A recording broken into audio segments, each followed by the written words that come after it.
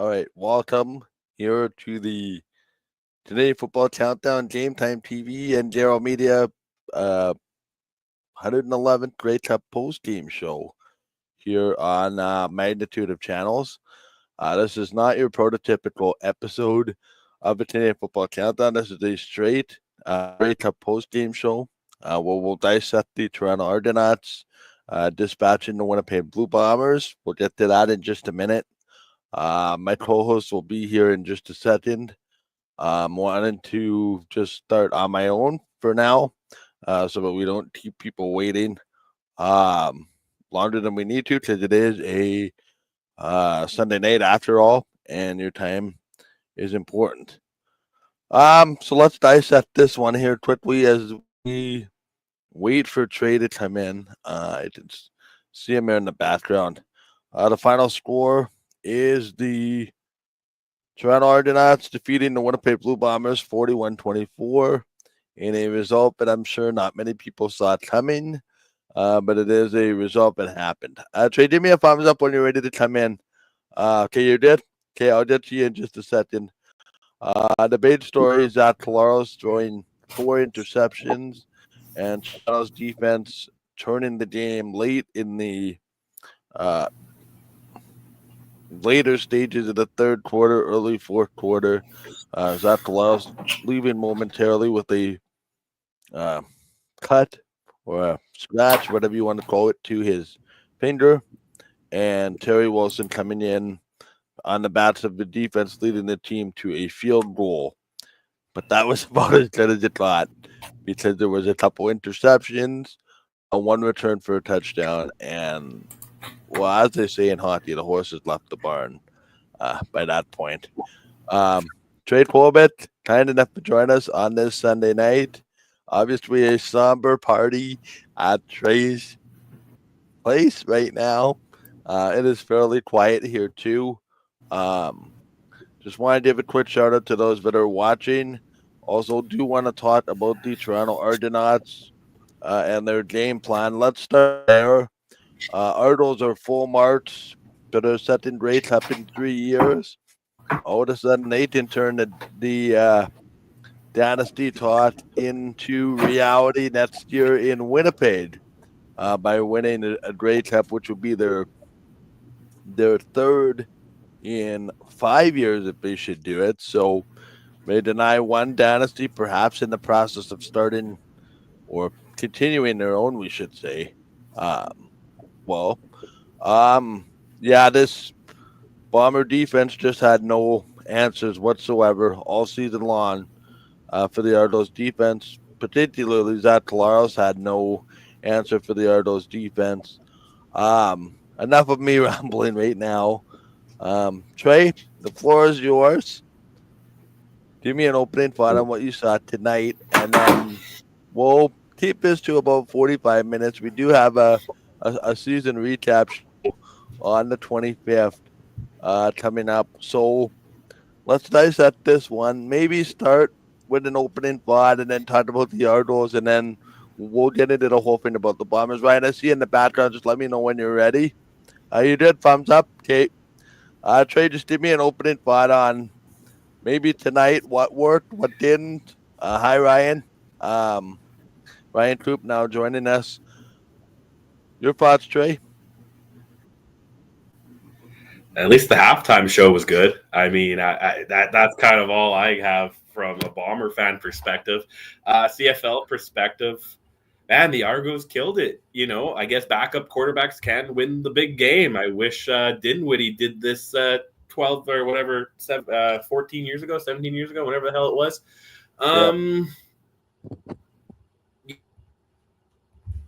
Yeah. I've never been looking from the Argos. They did everything they need. Sixes in the fourth quarter. They won this game. My thing messed up. I think your internet's cutting out because you're cutting in and out. You know what? I'll be right back. I'll try on my phone. Okay, my phone's a lot better. Welcome to the show. Ryan, do you have an opening thought while Trey resets? Yeah, Mike, I was thinking next year might be the year I try to make it as a CFL quarterback, and it's a good day for me because I think one more spot may have opened up across the league based on a performance tonight. No, that's my. Of course, we're gonna get all into the play of Zach Collaros and the Bombers and what comes next throughout the night here tonight, but. I I feel like this is likely going to be a Bomber rant heavy episode of the podcast. So, like you were saying to Trey, I think we have to start by giving props to the Argos before we get too Yep. far into this without giving props to the Argos. And I will absolutely give them props. And you got to give props to Nick Arbuckle, especially there. We wrote him off, all of us wrote him off. If you go back to our free agent frenzy show this year, I almost guarantee you there's a good chance that we kind of looked at the quarterback free agents and Nick Arbuckle was last on our rankings because we all saw him fall down the depth chart in Ottawa. He got a chance to come into Toronto this year and he served decent in the games he played, and he did enough in the Grey Cup, and he was fantastic in the Grey Cup to get the job done. So defense was outstanding. Arbuckle was on his game. Kadeem Carey, Deonta McMahon, I thought made a good 1-2 punch at running back. Niram Harala, who cares about the injured foot, I guess, or whatever was injured, he managed to come back in and produce. Everything went Toronto's way tonight, and kudos to them for getting the job done. Yeah, I mean, there's not too much I can add, and listen, I'm somewhat guilty, and I think we're all guilty of not taking previous results into more context. The Bombers did lose one game they had against Nick Arbuckle this year. Um, I'm as guilty as anybody, even though I predicted the Argos would win the game on this very pod last time, hoping reverse mentality would wind up working. Fail on me, but that being said, I don't think there was enough consideration given to a plug-and-play quarterback. There's something to be said about having a backup with with CFL experience. Um, yeah, it's a it's a very interesting thing how I tend to take this two schools of thought. First off, congrats to the Argos.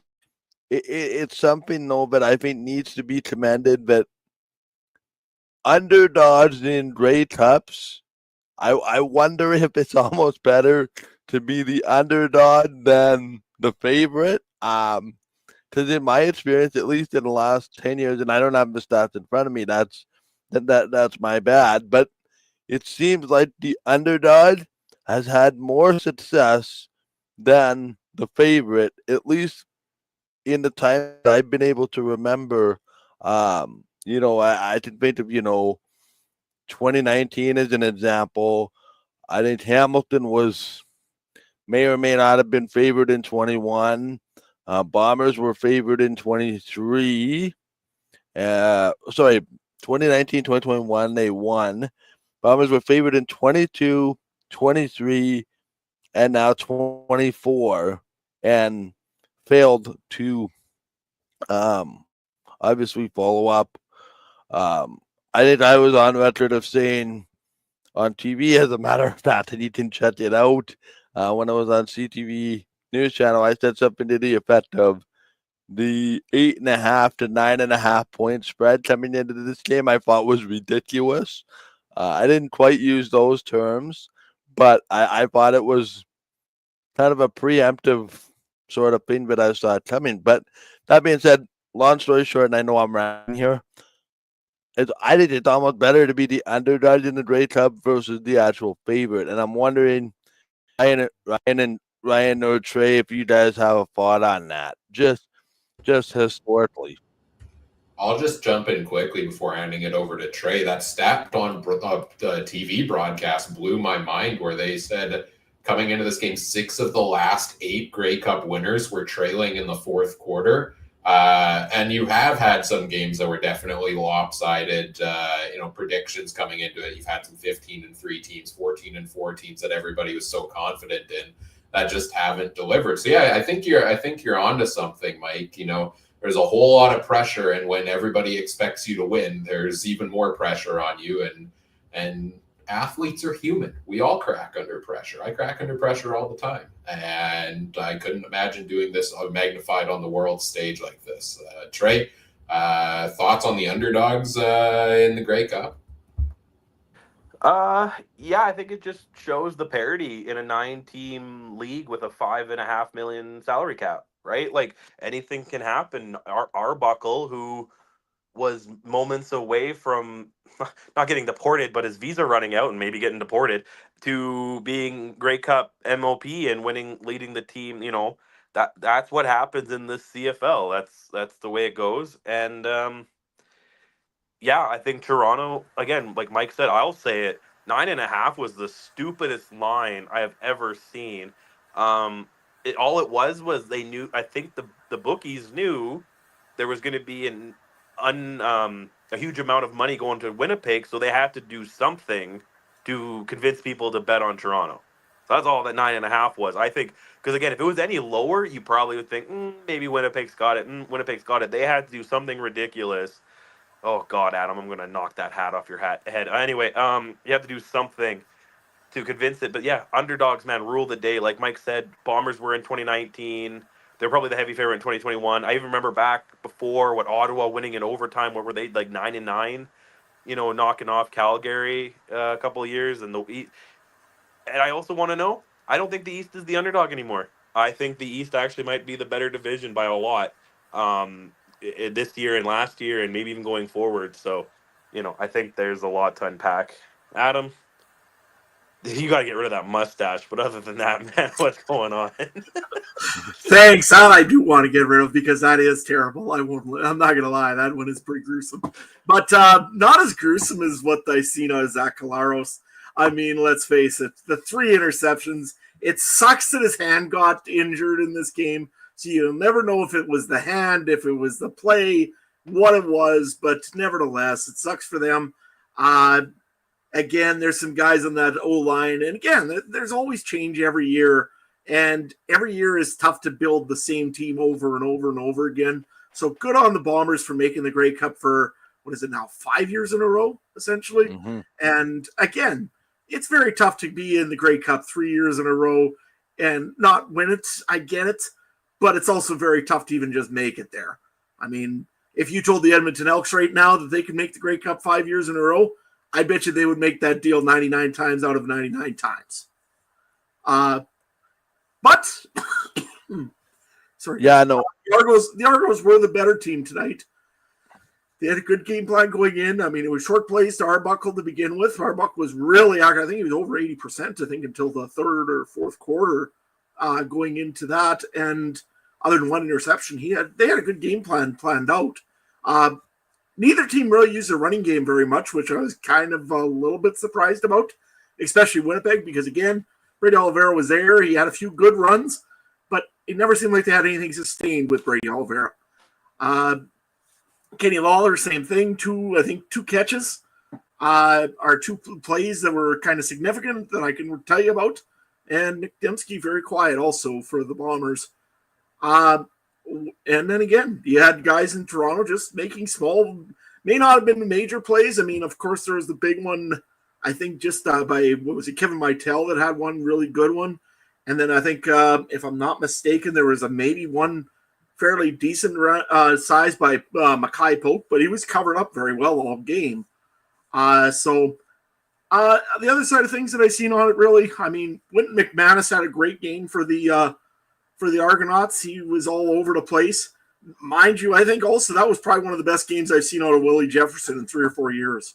I mean, hands up all over the place, knocking balls down, picking them off in the middle of the air. I mean, really, really great game by the Bombers. Defensive lineman there, because, I mean, he was what was keeping him in that game. And also a special shout out to 2 other people. One, Ben Major, for giving us the best meme that there's probably going to be in a CFL Grey Cup for a very long time. And also, to Liram Hajrullahu, who was kicking with, I think, half a leg by the after the end of the first quarter. So good on both of them. Congrats to the Argos. good job to the Bombers, even though they're probably wanting to go and get a pitchfork and burn something right at the moment. But nevertheless, interesting Grey Cup all around. Yeah, my social media is not a fun place to be right now.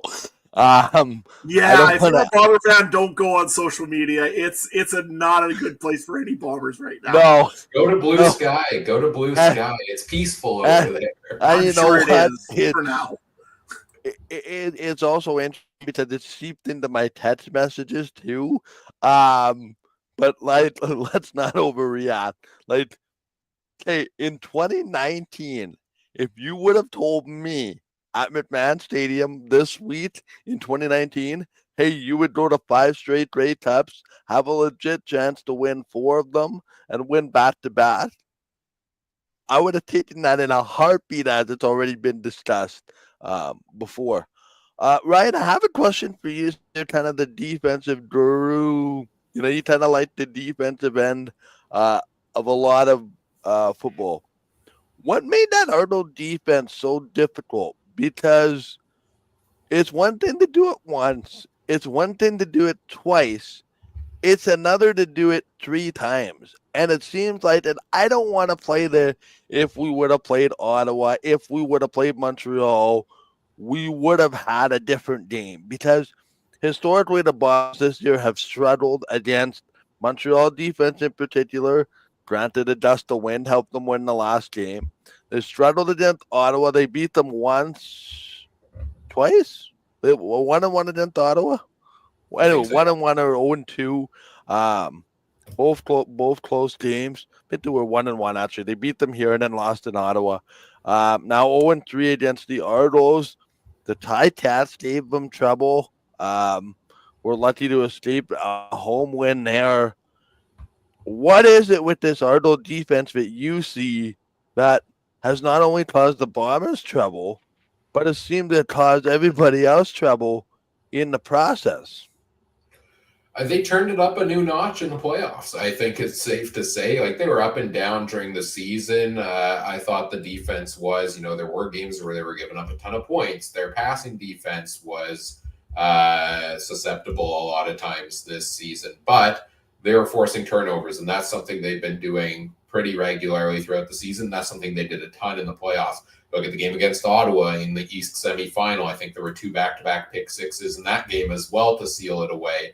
And it kind of mirrors what happened tonight for that defense who did the same thing. Look at the game against Montreal. I believe the defense played a big factor with a couple key turnovers on Cody Fajardo there. And in all 3 games against the Bombers this year, that defense has dominated against Winnipeg and thrown Collaros off his game, thrown the receivers off his game, the offensive line.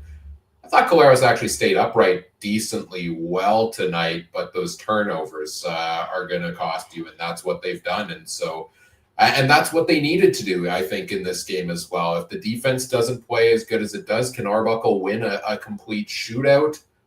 Yeah, maybe. He showed kind of that he could have perhaps tonight, but I think it's a whole different thing if the defense isn't coming up with some of those turnovers that it came up with.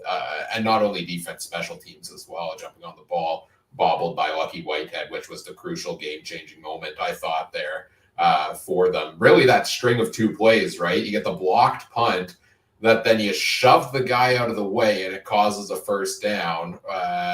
And then I guess it was the interception a couple of the plays later by Jeffrey. I'm getting all these turnovers confused. There were too many. But it was a string of events where it was like huge swing of momentum.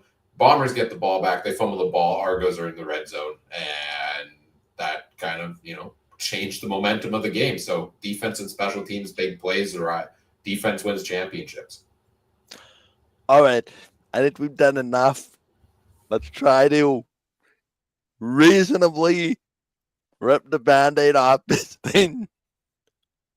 I asked the question, open floor.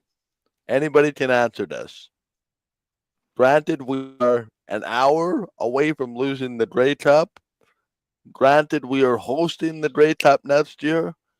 Granted, rosters look different every year. Where does Winnipeg go from here? I'll reserve my thoughts for last. Let's start with Adam. Where do the Bombers go from here? I don't want to hear Well, it. it's difficult because I think their receiving core is good enough to still win a Grey Cup. I think they got enough pieces in there, and I think they can still keep enough pieces. And of course, Brady Oliveira is around and guaranteed he's here for 2025. It's very interesting to hear that Adam Bighill wants to come back. I thought that this was the last season, and it sounds like the Bighill's going to be back for the next season. We'll see what he can do. That's another question, but he will be back by the looks of things. Willie Jefferson's another year older. There's a lot of other guys that are getting a little bit older. They are rebuilding on the fly a little bit with the defense, I find. Like their linebacking core seems to get some new guys into it lately. Their defensive secondary is still fairly good in the secondary part, especially. Again, they're one of the teams that don't let a lot of plays go in the air, minus tonight, maybe a little bit. But even then, it wasn't much. It was short little plays that were beating them. The biggest question, I think, on Winnipeg's side of the football is probably the quarterback situation still. And I mean, this has been now for 2 years, I think, or 2.5 years. That again, I know Mike O'Shea is loyal, and loyalty is a weird thing in the CFL. Yes, it helps you a little bit, but eventually this is still a business. And if it's not working with Zach Collaros, I could see them looking for a quarterback to do one last all-in push before this thing really has to get blown up and changed. The Bombers could go on a run and try it once more. I don't know. I think they will because, again, it's a host of a Grey Cup season. I'm sure it's pretty much anything to get into that Grey Cup game. So I could see it, and they got enough pieces to do it. So I'll go with that for now. Trey? So just to clarify, you're saying status quo-ish? Sort of, yeah. Well, like I said, they got the pieces to do it. Again, I think the biggest question is on quarterback. And if they can get a decent quarterback in, I think they'll be fine. But like I said, otherwise, yeah. They still have a chance to go for an all-in push and be in the Grey Cup. Ryan? I don't know. Trey looks like he's sitting here to wait and let loose. So should we let him go, or you want to go first for your Trey? I can hold on. You talk. Maybe I'll calm down by the time it's my turn. Well, I'll see. Maybe I'll get riled up more the more I talk here. Yeah, I disagree with Adam because you've been to the Grey Cup 5 times. You won it twice. You've choked the last 3 in all games that they were favored to win and should have won, and nothing went right. In his last 3 Grey Cup games, Zach Collaros has thrown 0 touchdowns and 6 interceptions. Like, that is not numbers that are going to deliver you a championship if he continues to play like that.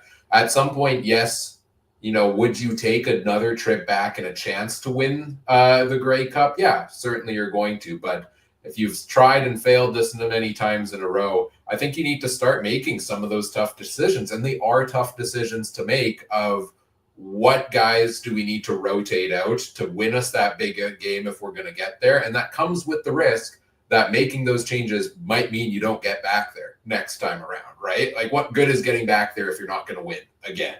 So I think, yeah, there are some pieces that need to change. I don't know what all of that exactly looks like, but to me, the quarterback needs to change. Zach Collaros just has not done enough in big games. Even in the one in 2021, he didn't really do a whole ton in that one either that they won in overtime. That was the Sergio Castillo should have been the MVP of that game, not Collaros for sure in that one.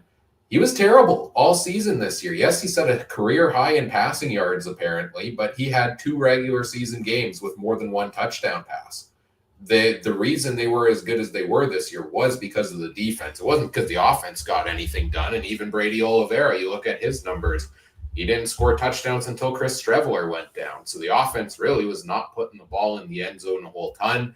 And I think Collaros is part of that. And I'll say this loss in the fashion that they lost this game, with Collaros throwing 4 interceptions, including 2 pick sixes, looking absolutely awful out there, has the potential to be the best possible outcome of this football game for the future of the Winnipeg Blue Bombers if they make the right decision and go out and be active in the free agent market when there's a number of interesting options at the quarterback position.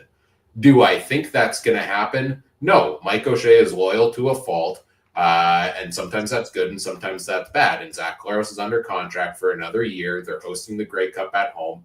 They're going to bring him back. They're going to cite, what he did in the regular season. They're going to cite 5 straight Grey Cups. They're going to cite his performance in that West final to get them there and the player he's been throughout his career, and they're going to bring him back. And I don't think that's the right choice. I think they need to go out there and at least get another option to compete with him and one of the big names in free agency.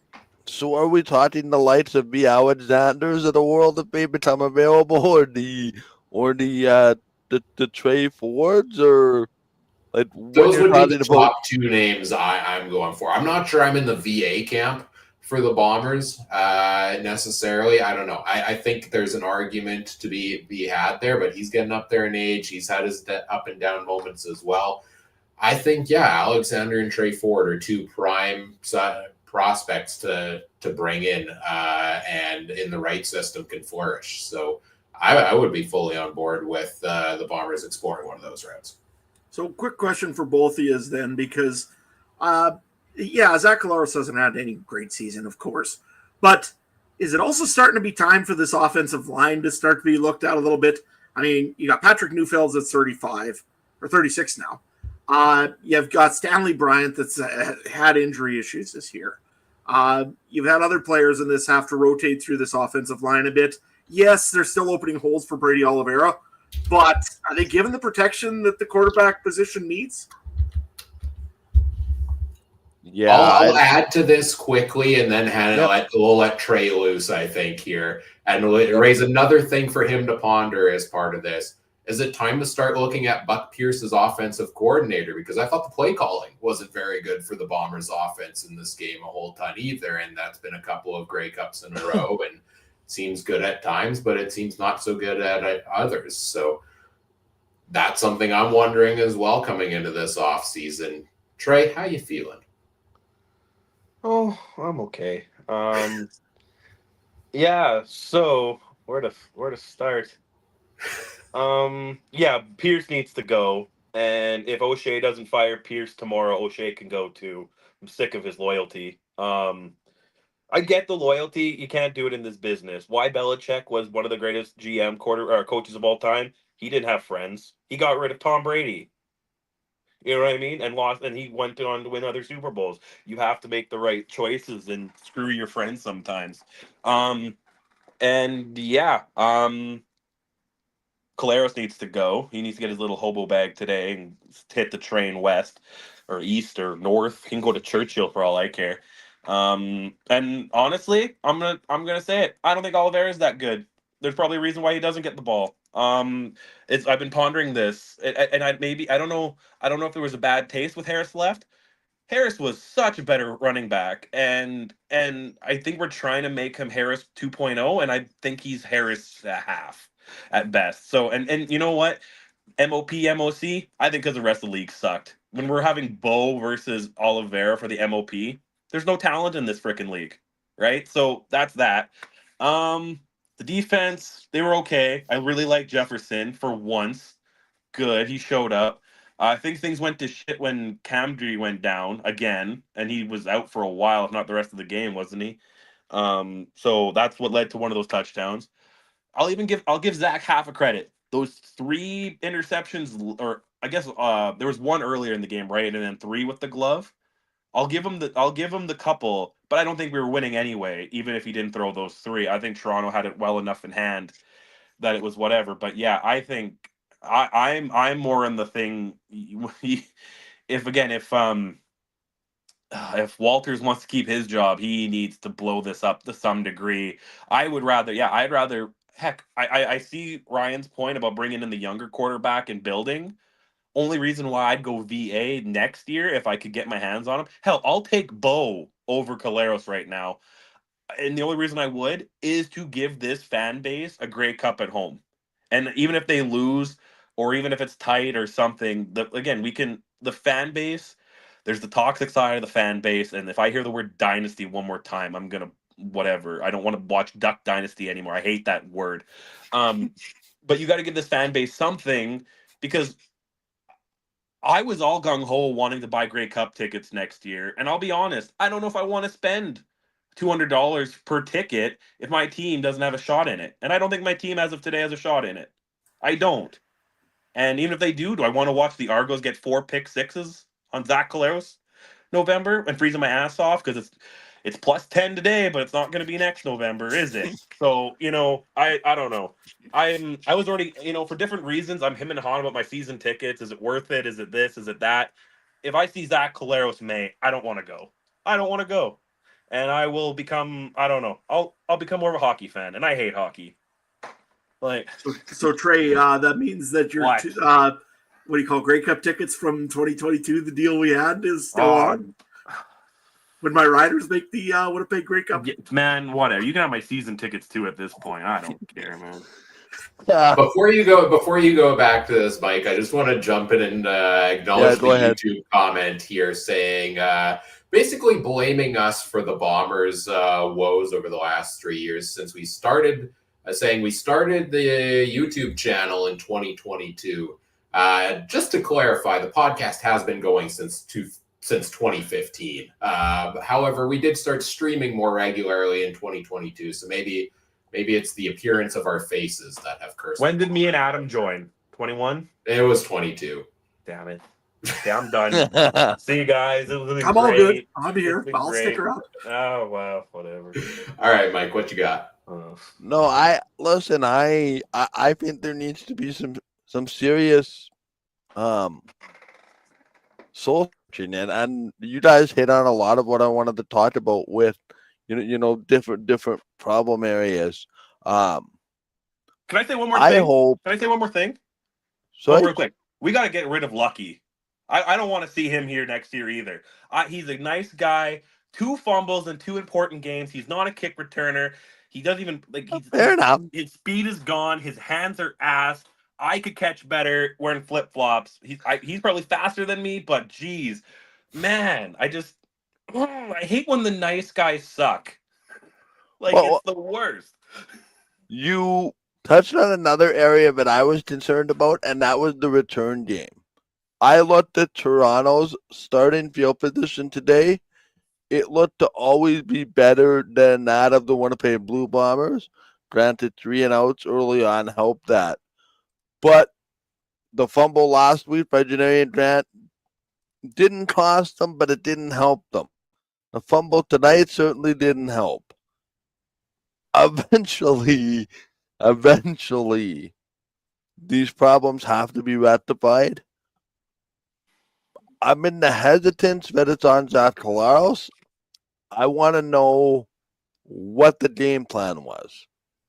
Because the role of your offensive coordinator is to play to your quarterback's strengths. If you're asking me, the strength of this Bomber team is not Zach Collaros. It's the most outstanding Canadian. It's the most outstanding player in the league, whether you agree to disagree with whether it should have been Bo or Brady. I am disappointed they did not get Oliveira more involved tonight. He had a couple big runs, and they didn't follow it up the way I thought they should have. They should have taken some pressure off of Collaros to run the ball, screens, short stuff. The Argo defense feasts on long plays. First interception maybe could have been excused for a punt if you were going to punt anyway. The last 2 interceptions for me are just trying to throw something at the wall and see if it sticks, but it happens to be intercepted. I have time for that, but there needs to be some serious soul searching when it comes to the quarterback position, and in my mind, the special teams needs to tighten up on the returning end of things and on the kit cover just a little bit. It wasn't quite as sound as what it has been in past years. The Bombers' margin for victory. The Bombers' margin for victory, as far as making errors and still coming out with the win, has significantly shrunk. The Bombers' margin for error to win a lot of games is next to nothing, realistically speaking. So I just hope this organization doesn't squander this amazing opportunity that they have coming. Just to wrap up sort of my thoughts, they have a chance to host the Grey Cup. They have a team that's on the cusp of getting back to the Grey Cup with the right tweets. I hope they don't let loyalty get in the way of that. You've been here for so long. You deserve to help us get to that home Grey Cup. Because the minute you start putting loyalty ahead of common sense, that is when you start to get in a wee bit of trouble. And listen, guys, I'm not convinced Adam Bighill fixes a lot of the problems. This football team was 10-1 in the last 11 coming into today. If he wants to sign for the veteran minimum, absolutely, there's probably a role.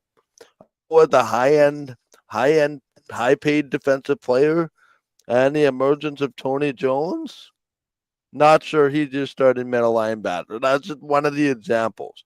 But retrospectively, understanding that emotions are still raw an hour now past this Grey Cup. I just hope that they take a breath and just use common sense and look at a terrific opportunity that this franchise has. We can have discussions about 2026 and beyond because I think there's a full blown sort of rebuild coming. But I just hope they don't make emotional decisions based on, yes, we are 5 straight West Finals, 4 of them I think in Winnipeg, or 6 straight West Finals, and now in 5 of them, I haven't won 5 of them. All fine and dandy. At the end of the day, the Bombers are realistically 2 plays away from winning 3 straight Grey Cups. Then this conversation tonight is completely different. The fact of the matter is we've won 2 in 5 years now. 3 and 6 sounds okay to me too, right? But just handle it the right way. And making emotional reactionary decisions tonight or tomorrow or next month may not be the best course of action. But I do think that there needs to be some soul searching to figure out the solutions. I think Jordan Younger is solved.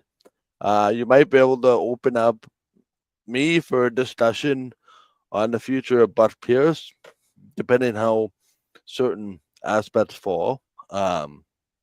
Again, just me rambling. In short, I really hope they take a long, hard look at themselves in the mirror and realize the opportunity in front of them. The other thing that can't get lost: 5 straight Grey Cups.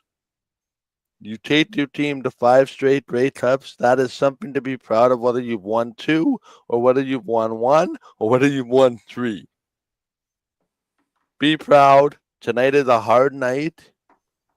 2025 will be awesome because there'll be 18 games of football to watch again, probably a home playoff game, and probably a good chance that they'll be back in the Grey Cup at home if they make the right decisions and do not make emotional decisions tonight. The end for me. Well, I think there's a lot of players on this Bomber team that have to get the Andrew Harris treatment. No text conversation from Kyle Walters and end up walking in the offseason. And I think that's the right moves you're talking about, but after sober second thought, because there are some guys that could stick around. Like you said, if Big Hill takes a league minimum, other guys, and same with Bryant. Like, I think that offensive line can definitely be rebuilt, but I wouldn't mind him stepping in as that sixth guy that's almost the player coach either. I think that could be valuable, and maybe he's a backup that comes in on injuries and certain rotations. But first and foremost, regardless if it's Caleros, regardless if it's Bo Levi, regardless if it's VA or any of the guys that Ryan said, Bombers need a damn backup other than Chris Streveler. Because I don't think if he was playing today, I was joking about it, but I think the Bombers probably would have lost worse. Because maybe they would have been more tempted to leave him in with Zach's injury, and I don't know how that would have went because I haven't seen that guy throwing a pass, even a decent pass, even when he was healthy. So I don't know, but maybe you guys talked about it earlier because I wasn't really listening about Toronto too much. My internet was cutting out. When do we talk about their dynasty? 2 of the last 3. Right, and fair enough, they weren't in all 3, but they've been in 3 straight East Finals at least. two of their 3 wins came with a backup quarterback kind of, stealing the show a little bit. Kelly had a drive or 2 in Regina, and now Arbuckle has the whole game. If I want to try to feel a little better and get the Bombers off my mind, how about them Argos a little bit, right? And maybe I have to try to find a Grey Cup ring this year too somewhere. So the only one I need is Montreal's, but I don't know. I think Toronto's looking good, and hopefully that bodes well for them in the future, as they're the team that the other 8 fan bases like to make fun of the most about attendance and importance in Toronto. Here in Toronto, like, I bet more people cared about that Bills game today, right, against the Chiefs. And I'm not even trying to shit on the good Argo fans. There's great Argo fans, but let's be real. The Bills beating the Chiefs, probably a bigger win for a lot of people in the GT area, more than this Grey Cup. So hopefully a Grey Cup win definitely helps that. But one thing too, why the hell are we giving the trophy to the CEO? That's what I want to know. We've never done that before. I thought it's usually players first in the CFL. I don't know. I don't know. The Stanley Cup does it. The Stanley Cup does it right. Commissioner goes to the captain. Baseball has 4 guys give it to the owner. Right, because I thought 2019 we gave it to Thomas first here, and then I thought Montreal the players took it. So I've never. 2013 it was to Durant. So that's what I mean. So, and of all owners, like, again, if it was something like BC with Amar Doman, who's really taken over and really turned this thing around, I wouldn't have been as upset if they gave it to him. MLSE doesn't even own the Argonauts anymore, do they? Well, I thought that sell went through, or MSLE still owns it. It's just Rogers owns Maple Leaf Sports Entertainment. Oh, that's what it is. Okay. That's all it is. So but still, again, an owner of an operation that owns it. That's where I'm like, what the heck? Again, if it's our or even Wade Miller or something a little different, a guy who's actually involved with day-to-day things a lot more, not the president of Maple Leaf Sports Entertainment.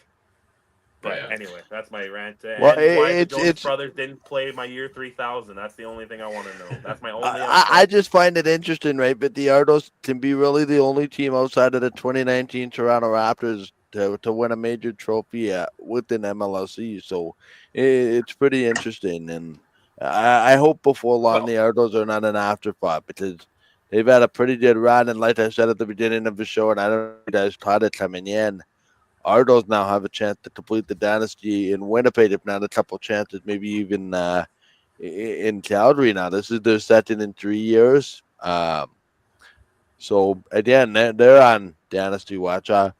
Ryan, I know you have a couple thoughts maybe before we start to begin to wind things down. Yeah, just to touch on a couple of things that you guys have talked about here. One, I going back to the Bombers. Sorry, Trey, we're going to go back to the Bombers here. But you were mentioning getting a proper backup. That's what I've said all season long as well, that bringing Chris Streveler could have potentially been the worst offseason decision for this team. I get why they did it for the fan base. Absolutely, that is involved, and there would have been outcry if they didn't. But they do absolutely need a backup quarterback. And I actually I wondered, like Terry Wilson, he's the backup. I get it. Going into the game, Collaros goes out with injury. You go to Terry Wilson. But then I saw Jake Dolegala walking on the sidelines, and part of me wondered, should you go to Jake Dolegala in that moment as the more veteran quarterback than Terry Wilson? Wilson he only played 1 series, and it didn't go very well. But I wonder, do you put him in? And if he had stayed in and gotten a drive going, do you leave him in as a more experienced guy and not worry about Collaros' hand? They're probably always going to go back to him. But that was one thing intriguing thought I had.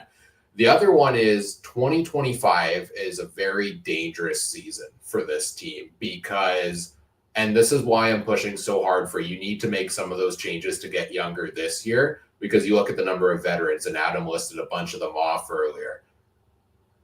Guarantee you a lot of those guys are hanging up the cleats after hosting the Grey Cup at home in 2025. So if you bring all of them back, all of a sudden you're looking at 2026 being a fresh start, half the team being gone potentially between free agency and retirements, and you're rebuilding from the ground up. I think you need to do this in a staged approach, and I think there's danger of blowing it up too much, but there's danger of playing it too safe just because you're hosting the Grey Cup next year. So I think they need to find the right balance in that, and that's going to be a tricky job for Kyle Walters this offseason. And then the final thought was on the Argos side and the dynasty talk for them. full credit to the Argos because, 2 Grey Cup wins in 3 years. And this one's mighty impressive that they got themselves there because they had this, 16-2 season last season, the deadly loss in the East Final to the Alouettes, and they got decimated in free agency this year. The Riders stole their coach, their defensive coordinator, they stole half their players, went to other teams, especially on defense, all of their playmakers, it seems. And look at what they did tonight, and look at what they did throughout the playoffs. So I think this one is impressive. You lose so much in free agency. B, it would be without your star quarterback, who was the league MOP last season for the first half of the season, and then have him come in, stay afloat long enough, get on a roll at the end of the season, get here to the Grey Cup, and have your backup that you signed in free agency to be your third string come in and lead you and be the Grey Cup MVP. Full credit to the Argos. That is hard to do after all the changeover, and they did it well.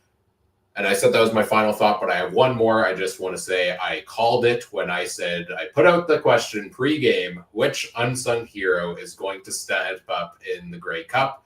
And my pick for the Toronto Argonauts was the most outstanding Canadian in the Grey Cup, Dejon Brissett. So I called it. That's it for me. Adam, any final thoughts from you? Just two things. One, right now I don't see really anybody in the East or anybody in the, and it's again, we're 7 months away from throwing out another football. So this is the way too early situation. But in all honesty, right now, if you went back in there, Toronto and Winnipeg probably would be the two teams that would be back in the Grey Cup playing each other next year if they went back to the same way it is.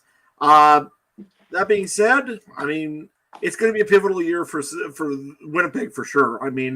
They know now that they need to do some changes. They know they got to do some adjustments, I would hope. And we're going to find out very soon if it's business or if it's loyalty that's on Mike O'Shea's mind. Again, as a Rider fan, I hope that they stay course and, keep rewarding the veteran guys and keep them coming in. As a CFL fan or even a Bomber fan, I hope that they adjust them a little bit and make some changes that they really need to change to possibly compete for a Grey Cup at home because, hey, every other team is gunning for you no matter how you do it. When you're on top and you're one of the better teams in the league for a very long time, you're considered the marking, the point that you want to get to. So every team wants to compare themselves and see how, and they want to go for the Bombers and beat the Bombers. So they need to do what they need to do to get better, and they can't just rest on their laurels. I hope Mike O'Shea doesn't do this, and we'll see. I guess we're going to have a very fun offseason, be watching what happens over in Winnipeg. Toronto, hey, they just won a Grey Cup, but there's only that Grey Cup fatigue, and there's things to be answered over in Toronto as well. They've got a quarterback that's supposed to be their starter that's likely injured till August next year by the recovery time, usually for a broken tibia-fibia. So that doesn't help the Argonauts next year. Is it Nick Arbuckle that starts? Is it a Cameron Dukes that comes in? Is it somebody else completely? Maybe they go off season and find some guy to put into Toronto. Last year, we did say that their receiving core always seemed to be a little bit light. They found a few pieces, I think, in Kevin Mytel and Mackay Polk, but that's another question to answer. Same thing also, they got to do something with Deontay McMahon. He looked great this Grey Cup as well, running in and subbing in for Kadeem Carey, who, again, is getting a little bit older in the running back position. So lots of questions everywhere. I could probably pick about 10 players from each team that have a question mark on them. And you know what? It's off-season time now. Time to relax a little bit, but not much because we got a lot of things to go through in the CFL for the next season. I want to give a quick shout out here because Adam was talking about the quarterback situation for the Argos. Quick shout out to Brian Scott, who got himself a Grey Cup win here because he started the season as the backup or the third string with the Argos, got cut when Chad Kelly came back. From everything I've heard, great guy in the community, great guy in the locker room. Brian Scott gets cut by the Argos, signs with the Bombers, gets cut by the Bombers, and because Chad Kelly goes down in the East Final, Brian Scott signs back with the Argos, makes it on the depth chart as the third string quarterback, and all is right in the world in the sense, at least, of Brian Scott getting that well-deserved Grey Cup. Right? You have any closing thoughts, Trey, that we haven't really talked about? No, I just want to give myself credit. Ryan took credit for having the unsung hero. I did say Arbuckle for the Argos, the MOP, and I took Whitehead, and he was the unsung hero for the Argos as well, giving them great field position and being stupid on the punt return. So I went 2 for 2. Ryan, you can eat it. You maybe beat me in fantasy, but I'll take that. And Hey, other than that, who? see, I don't even know if I'll be here next week now. I don't know if I'll be mentally prepared, but yeah, well, I'm good. Let's on to guess what? Are the Jets gonna break my heart too this year now, man? Like I don't even know. As long as they don't have to travel back to Florida anytime soon. Man. Who knows? Who knows? Quick question. Who won our Yep. fantasy for Grey Cup? Was it Ryan? Well, I had Zach Calero, so it definitely was not me. So it's one I had of you the, two, and I will I had the calculate the Bombers scores. D. I don't think it was me. I'll let you know next week. Ah, Yeah, I think it would just be very interesting if the Bombers would have won this Grey Cup and all that stuff didn't happen. Like, let's say the fourth quarter shenanigans didn't happen, and the fourth quarter kind of played out in a much closer game, and the Bombers win. Who the Bombers MVP is in this game if they win? Hard not to give it to Willie Jefferson. That would have been my pick. I think if they would have won, but that's neither here nor there now. The result is what it is. Next episode of the podcast will be a season recap. Is that right, Ryan? Recap on the 25th. That will be Monday night, the 25th. Yeah, correct. You know, you got all of our immediate reactions and pent up energy from tonight's game here and now on the result of this game. We're going to take a week to, just take a breather for a week, do some self-guided meditation along the way, perhaps, and really just let things settle down a bit from the CFL season. I think you generally get some off-season news starting immediately after Grey Cups, so that'll give us time for some of that to come out, and then we'll be back here. Yeah, we're going to go Monday night, 10:30 p.m. or 10 p.m. Eastern time. We generally do on Monday night next week, the 25th, and we'll wrap up the season and send us off into the off season and talk about some of the hottest topics we'll be watching as we head into the long winter. The chat just on the way out says, start believing in green. Trust me, it's coming. It's coming. I just hope it's not next year.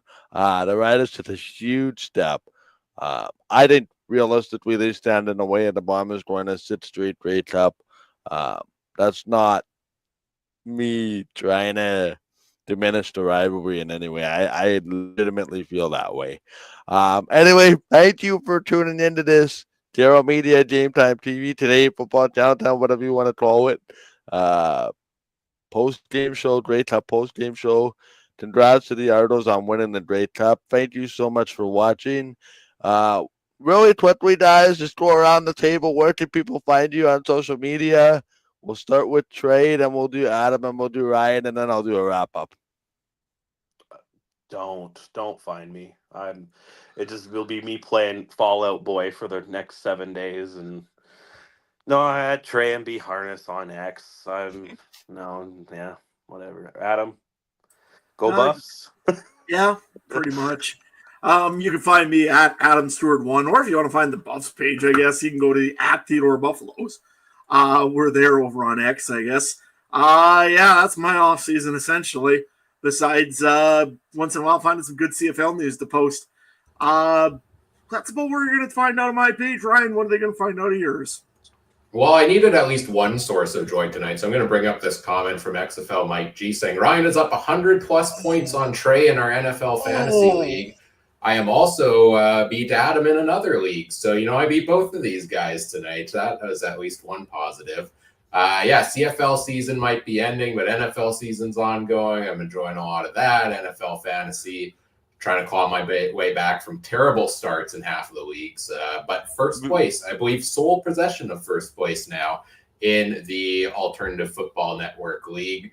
Where you can find me on social media, you can find me on X. So my account is there. I don't use it much, but you can find me on Blue Sky now is the place to be, at CooperTrooper42 on both X and Blue Sky. And the podcast is at CF Countdown Pod on X, Blue Sky and on Facebook as well. I thought I used to like XFL Mike. Now I don't. No. You can find me, facebook.com/Game Time TV MB. I don't use Twitter very much, I'll be honest.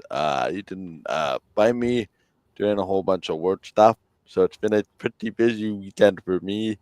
Pretty good. You can find more information on Game Time TV by visiting watch.gametimetv.ca. There'll be some cool content coming out in the next couple of weeks. Just a personal note to me, or for me, to thank everybody that supported my charity endeavor yesterday for the Children's Rehabilitation Foundation.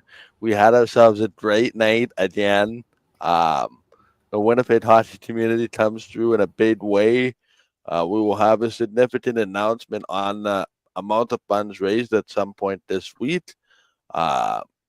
Maybe, but not likely closing in on another fundraising record, but still an impressive number nonetheless. We'll have more to share on that in the coming days once all the I's and T's and loonies and toonies and pennies and nickels and quarters have all been added up, which they are currently doing. If you want to donate, I don't usually endorse this, but crf.mb.ca, if you feel inclined to give a donation. The donations will remain open until about mid-December-ish. And guess what? They tell me, regardless, can play season or not, they take donations 365 days a year online for a very worthy cause that helped me get on my feet and quite honestly help me be able to do this job, because quite honestly, I shouldn't be watching. Quite honestly, I shouldn't be talking to the point where they have to tell me to be quiet. So just a few blessings in life in a very somber night here in Winnipeg. And yes, go Jets, go from now on. The good news, my Cowboys can off and go into the sunset. No doubt. Don't need to win another game this whole year. Just tank and get that Boise State running back, and all your problems will be The fixed. good news is you can see the sunset through the gap in the stadium. It's right in your eyes. Me too. Oh, Yeah. I'm better now. Yeah. Well, at least they were smart enough to put blinds up for those that were able to watch the Jake Paul Mike Tyson. But now we're getting way off Oh, topic. okay. With- That was actually more fun of an event than tonight was for me. So, don't crap on it. Anyway. Hey, don't spoil it. Mine's still loading. Anyway, before we get too far off the tracks, thank you so much for watching. We'll be back on Monday the 25th. Thanks as well to the Alternative Football Network and all the other great networks and podcast connections we're a part of. Alternative Football Network did a really good job of pushing out our content this week, so shout out to you guys. By the way, how many Rouges were there in this game? Only the one, right? Yeah. I think just the one Rouge. Yeah. Yeah. Oh, Just I the guess one 7. And nothing hit the scoreboard for Ben Major tonight. That's a The disappointment. coin Didn't toss need it was after better. that pregame. Yeah, after that was after the coin toss, didn't need it. You know, But the he night made- was looking he so made- well when we hit the under on the anthem. And then it just all went downhill from there. Well, no, I got the Wow. Toronto first points. Yeah, I said that too. Yeah, true. Yeah. We'll have more fun content on the 25th. For Ryan Troop, Adam Stewart, Trey Corbett, I'm Michael Justin. Have a great night. From the home of the Saskatchewan Roughriders, the province of the Saskatchewan Roughriders. And, oh no, Ryan's down on the BC Lion fan, Whiten hasn't he? And the home of the 5-time defending West Division champion Winnipeg Blue Bombers. Good night from Winnipeg. Thank you so much. We'll see everybody on the 25th. Good night, everybody.